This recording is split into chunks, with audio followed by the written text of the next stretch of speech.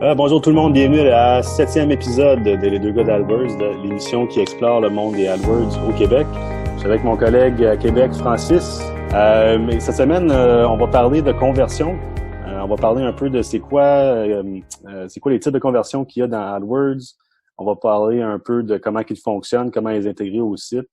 Puis si on a le temps, peut-être un peu parler du modèle d'attribution sur les conversions. Évidemment, les conversions dans les comptes AdWords, c'est une des choses qui est les plus importantes. C'est l'élément qui va faire en sorte qu'on puisse suivre le retour sur investissement. Fait que c'est là qu'on veut vouloir tracker, par exemple, si les gens ils ont acheté un produit, s'ils ont envoyé un formulaire, rempli un formulaire de contact pour un lead. Il y en a qui vont peut-être vouloir tracker si les gens sont abonnés à leur infolette. Fait qu'il y a vraiment plein de choses qu'on peut faire avec ça, plein d'objectifs qu'on peut créer en conversion. Je pensais qu'on commencerait peut-être par parler un peu justement des types de conversions qui sont disponibles à intégrer à travers des AdWords. Francis, tu veux-tu prendre le lead là-dessus puis nous expliquer un peu les différentes options? Oui, absolument. Plusieurs types. En fait, on a des conversions qui peuvent être justement un formulaire complété.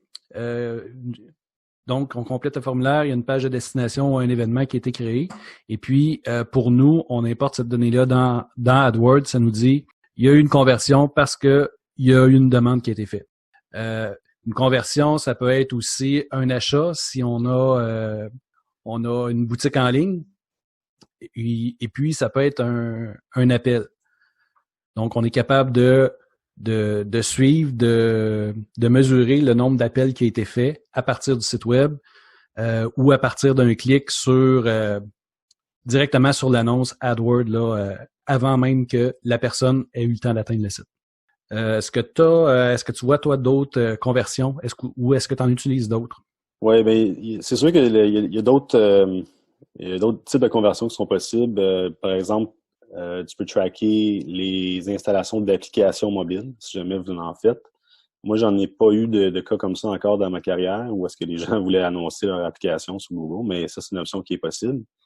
Puis tu as d'autres options d'importation, dont le plus populaire, je pense que c'est à travers de Google Analytics. Fait que si dans Google Analytics, vous avez des objectifs de créer, que ce soit basé sur des événements organiques comme des formulaires de contact, des événements. Vous pouvez importer ça dans Google AdWords. Puis pour ceux-là qui utilisent des gros CRM de genre de Salesforce et Firebase, là, il y a moyen aussi d'importer les conversions de ces programmes-là. Pour mes clients, je pense que ça va être la même chose pour toi, on se tient pas mal à des formulaires de contact et des téléphones. C'est rare qu'il y ait autre chose qui est tracké pour moi en tout cas. Oui. J'ai vu dans des comptes des conversions où est-ce que on disait quelqu'un qui a visité la page de contact, ça va être une conversion. Dans ma tête à moi, c'est pas vraiment une conversion, quelqu'un qui a visité une page parce qu'il n'y a pas nécessairement eu d'action. Mm-hmm. Quand moi je l'utilise en dernier recours, là, quand on n'a pas de pogne, on peut pas ajouter un formulaire ou pour le client, les frais sont trop élevés là, d'engager un programmeur pour mettre des outils de conversion si ça n'avait pas été prévu d'avance. Mais c'est ça. Dans ma tête, une conversion, c'est soit une vente, soit un lead, une demande, mais c'est pas une visite ou c'est pas un objectif qui est super intéressant là, pour un entrepreneur de dire, il y a quelqu'un qui a visité ma page contact, mais il m'a pas appelé. C'est un super de mon point, parce que ça me rappelle un de mes comptes, justement, où est-ce qu'il avait créé une conversion basée sur le temps que quelqu'un avait passé sur une page web en particulier. Donc, il se disait, si on passait 60 secondes sur une page ou sur le site au complet, c'était pour eux une conversion. Puis, ils voyaient un nombre super élevé de conversions dans leur compte, puis ils se disaient, waouh, c'est un grand succès, les AdWords, mais en réalité, qu'est-ce qu'ils comprenaient pas, c'est que la personne qui manageait ce compte-là, il avait rajouté ce type de conversion-là. C'est pas une vraie conversion, c'est juste quelqu'un qui a visité une page. Fait qu'il faut faire attention, parce qu'il y a des moyens aussi de tracker ces genres de conversions-là, mais de les pas comptabiliser dans AdWords non plus. Fait que oui, c'est ça, faire la distinction. Puis les conversions, c'est vraiment l'outil qui va nous dire est-ce que la campagne est profitable ou pas. Sur un nombre d'appels, les statistiques générales là, en vente, là, quelqu'un, ça prend 4 appels avant de faire une vente. Donc, on est capable de faire les statistiques quand on a vraiment ça, de dire je fais une vente en moyenne qui me rapporte 500$. Ça me prend 4 appels. Pour avoir 4 appels, ça me prend 100 visites. Donc, ces 100 visites-là m'ont coûté 250$. Est-ce que c'est rentable ou pas?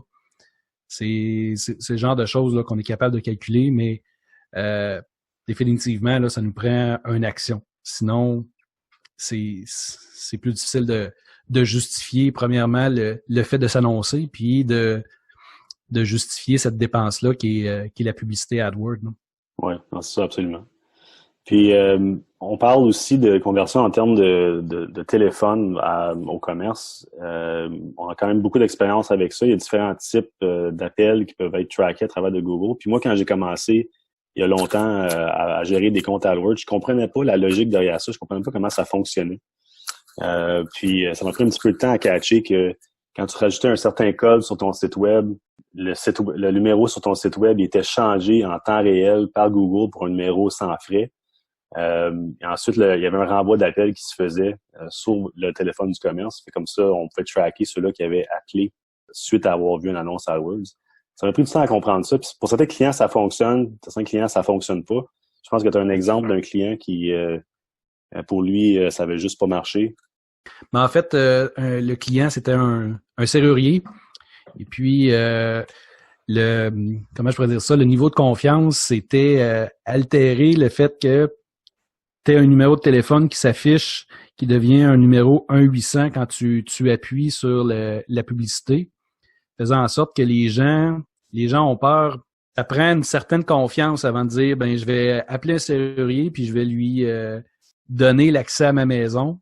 Le fait que le numéro changeait, il a vu vraiment une diminution dans son chiffre d'affaires là, à cause de ça. Les gens appelaient pas à cause du numéro 800 qui changeait. C'est à penser quand on fait une publicité là, pour une petite entreprise locale, le fait de voir que tu pèses, puis sur ton cellulaire, parce que sur le cellulaire, on le voit bien, tu avais le numéro qui était soit 514 à Montréal ou 418 ici à Québec, puis que tout d'un coup, ça devient un numéro 1-800. C'est à penser, là. Ça peut causer des problèmes.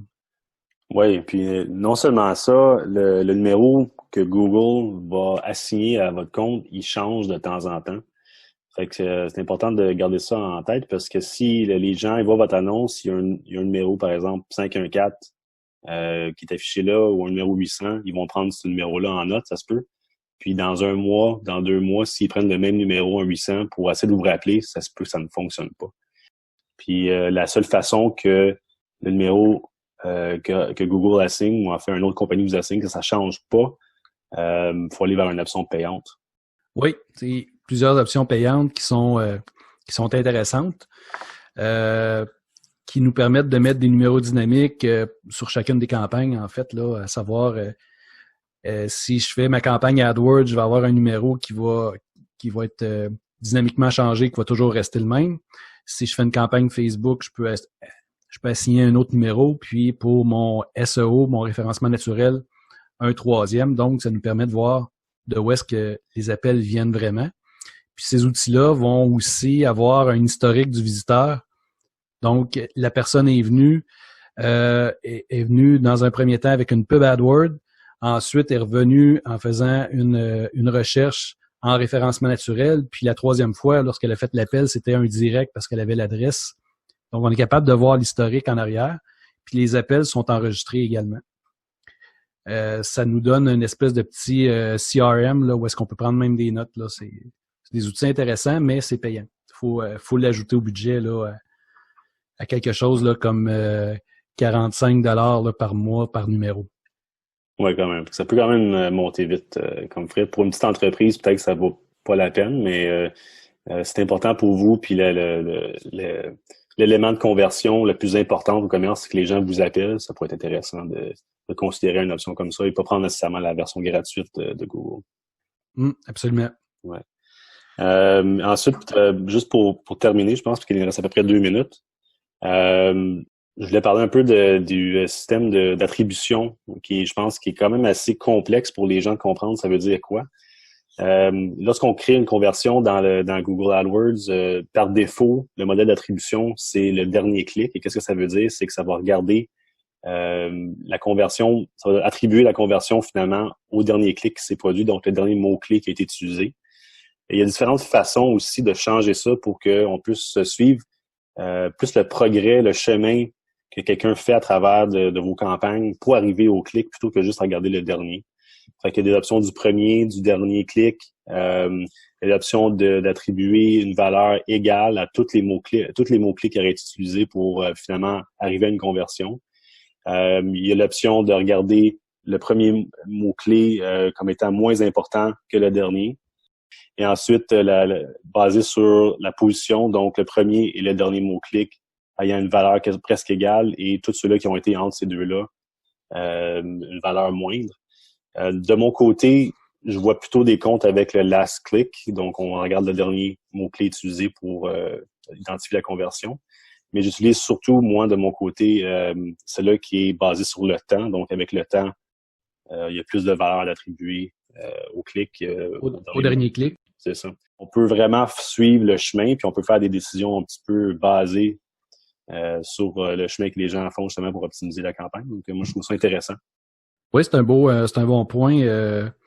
C'est intéressant d'avoir un suivi puis de voir c'est quoi vraiment le comportement en arrière, puis c'est qu'est-ce qui a vraiment là, généré la conversion. Quand on se base uniquement sur le dernier clic, même si moi, la majorité de mes comptes sont pas mal sur le dernier clic aussi, mais si on se base uniquement sur le dernier clic, c'est possible qu'on échappe un peu on peut échapper une coupe de conversion en se disant je vais éliminer des clics qui m'ont coûté de l'argent, qui m'ont rien rapporté, que en bout de ligne c'était l'élément déclencheur là. C'est important, c'est un bon point à utiliser, oui, effectivement. Ouais, puis pour terminer là-dessus, juste aviser les gens que s'ils décident de changer leur modèle d'attribution par exemple du dernier clic à quelque chose qui est basé sur le temps, attendez-vous à avoir des gros changements dans vos campagnes parce que vous allez voir que, par exemple, au lieu d'avoir 3 conversions dans une campagne, 3 dans l'autre, peut-être que ça va devenir 5.4 et 0.6. Fait que il va y avoir des décimales qui vont être ajustées à vos conversions. Puis ça, c'est juste pour dire que identifier un peu le pourcentage d'effet d'une campagne et d'un mot-clé par rapport à la conversion totale. Fait qu'au bout de la ligne, par exemple, si tu regardes la journée ou le mois, ça devrait calculer avec un nombre sans décimale. C'est cool. Je pense que ça conclut pas mal notre conversation d'aujourd'hui. Je te laisse le mot de la fin. Oui, merci tout le monde d'avoir écouté l'émission cette semaine sur les conversions. Si jamais vous avez des questions, vous pouvez nous contacter, moi sur jason@botstronic.marketing.com et Francis sur daviomarketing.com. On attend vos questions. Sinon, on s'en parle la semaine prochaine. Salut Jason. Merci. Bye.